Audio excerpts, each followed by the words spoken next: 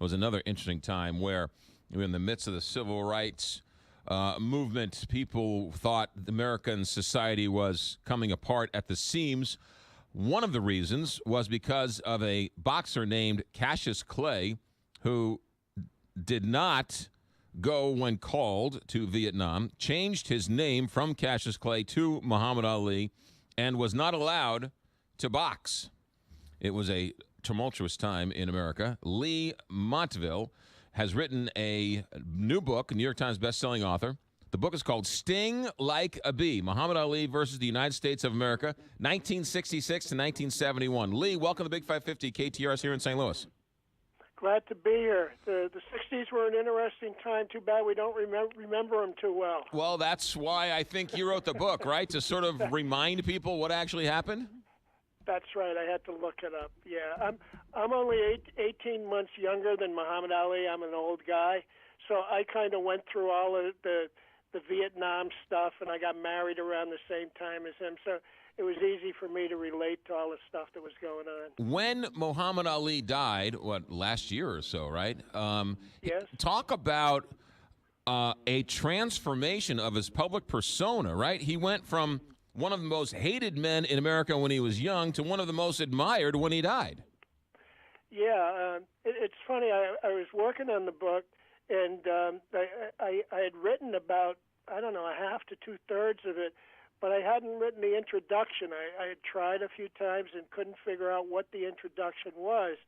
And then when he passed away and the funeral and all the things that were said about him, it was like Gandhi had died or Mother Teresa. And I said, well, wait a minute. The time period I'm writing about, he was far from Gandhi and he was far from Mother Teresa. And it just kind of focused in on why I was writing the book, you know, to kind of show what was at the core of the whole thing. And his image did certainly get a lot better in the last half of his life. You know, he became a beloved character. Muhammad Ali was born Cassius Clay, won the gold medal, and became heavyweight champion of the world before he changed his name and before he refused induction. How big of a star was he in America? He was a rising star when it started.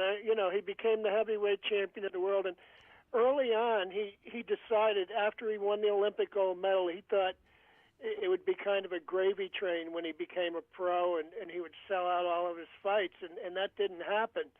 And he was wondering what to do, and he watched Gorgeous George, who was a wrestler at the time, and who kind of preened around and said, I'm the most beautiful person in the world, and aren't I the greatest, and all of that. And he took that and decided to become a villain. And he did become a villain, and that increased his attention and his crowds and his notoriety. And when he beat Sonny Liston, it all. But then he professed his faith with the Nation of Islam, and he became, I don't know, like a real villain instead of this made-up cartoon wrestling villain in the eyes of America. He became a guy who was sort of standing up to American culture, and then when the draft came up and he was reclassified 1A and said all that thing about I have no quarrel with those Viet Cong, he was seen as a treasonous guy. Lee Montville is our guest. He has written the book Sting Like a Bee, Muhammad Ali versus the United States of America. I remember Muhammad Ali as a sort of tongue-in-cheek bad guy. He was sort of bombastic, but it was sort of fun. It was sort of entertaining. After he was already allowed back in.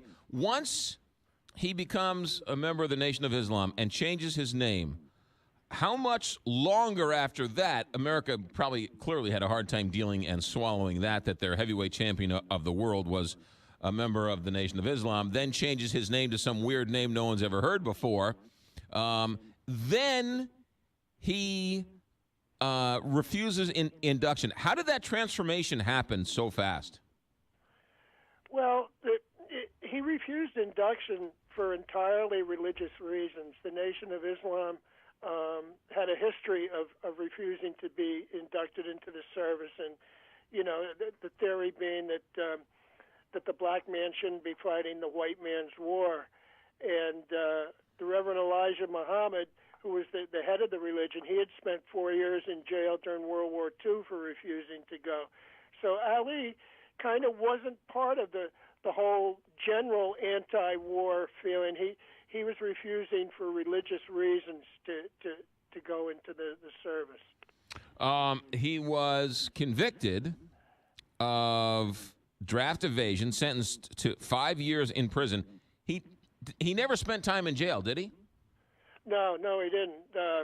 And when he as soon as he refused induction, the various athletic commissions around the country took away his heavyweight championship, and his passport was also taken away, and so he really couldn't fight for a living.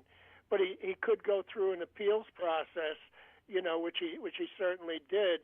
And to make money, he went out and talked in college campuses around the country and did assorted things.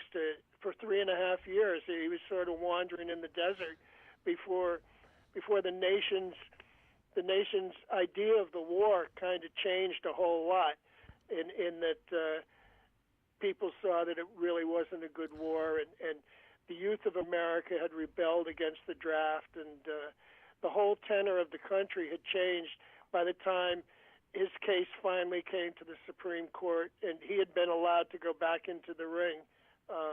So it all came together at the end of that time where he'd been wandering around the country. But I mean, he missed 3 years. What was probably the prime of his prime, right? I mean, he missed 3 or 4 years there. Sure, he did, and when he came back, he wasn't the same fighter he was when he had left. He had been unbelievably fast and had great reflexes when he started, but he basically did nothing for those 3.5 years either. He didn't really work out. He didn't do anything. He just kind of came back to fight, and he was still very good. But he did miss the probably the prime years of his career. But I don't think the fights with Frazier and everything that happened afterwards wouldn't have been as big if he hadn't been such a controversial character. Yeah. The Supreme Court ultimately ruled in his favor, did they not? They did. They initially, there were only 8 judges who were voting because Thurgood Marshall had been involved in the case earlier and recused himself.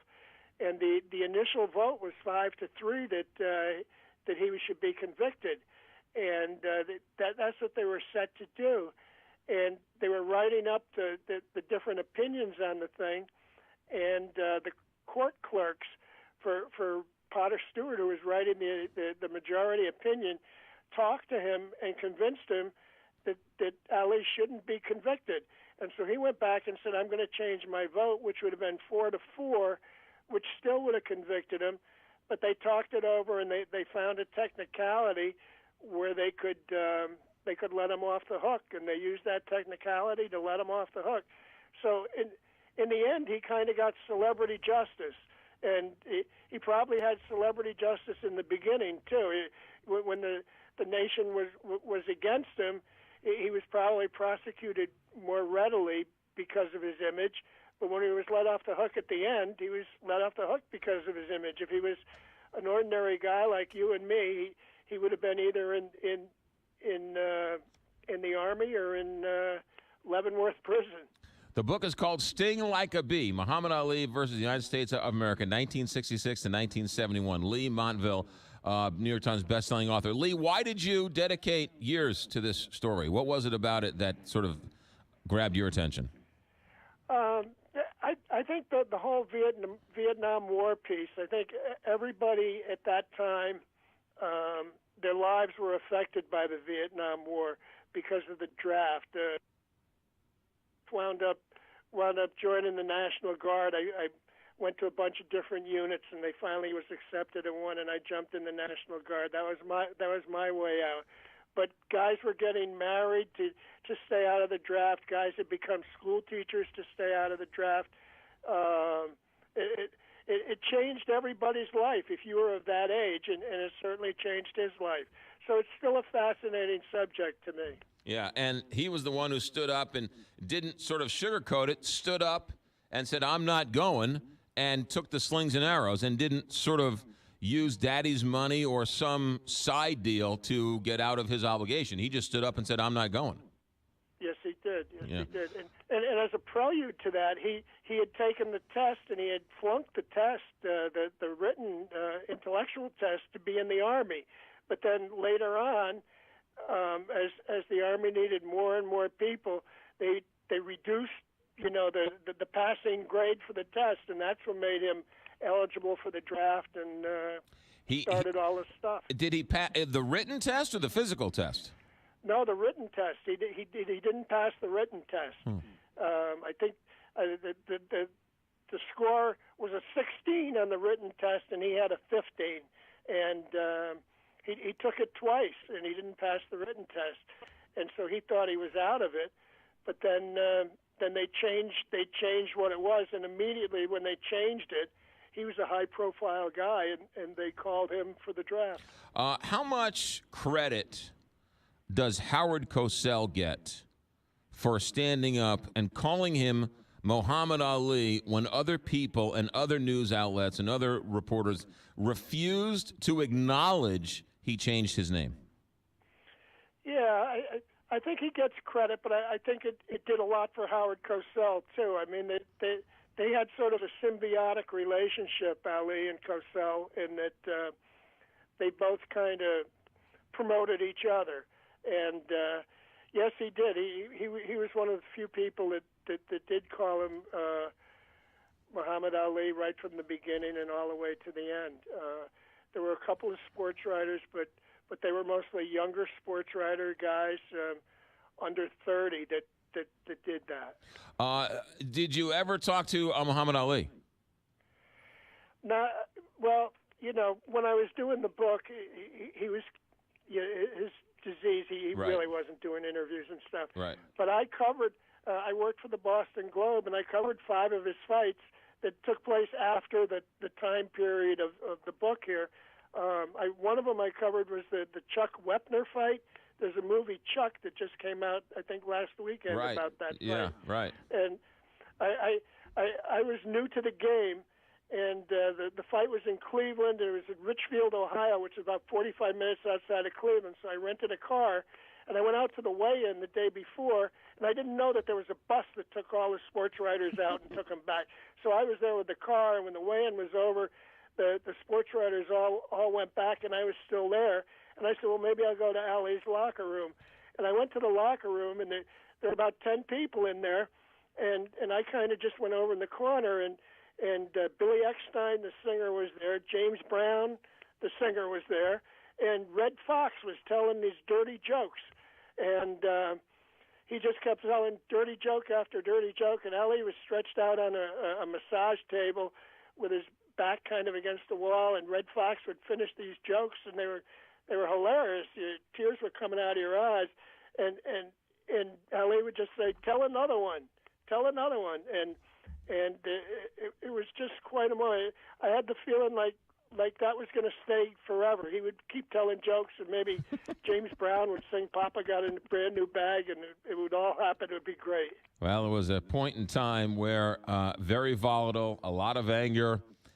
Is there any way, Lee, to describe or to explain the anger and the angst towards Muhammad Ali during that time, changing his name and then refusing induction into the service? Well, what I tell people, I say, you say that you like Muhammad Ali, but I said, what did you think about Colin Kaepernick? Did you in any way get upset by what Colin Kaepernick did? Because Colin Kaepernick, Muhammad Ali was about 5 times, 10 times what Colin Kaepernick was as a lightning rod in the United States of America. So, I mean, if he was doing the same things today, it would be controversial again today. It's a great point. Colin Kaepernick not standing up for the national anthem. Muhammad Ali refused induction into the service. It's right. Yeah, two right. totally separate deals. Lee Montville, the author of the book Sting Like a Bee on Muhammad Ali versus the United States of America. Leith, good luck with the book. Thanks for checking in. Okay, thank you. Bye-bye. 9:25, Big 5.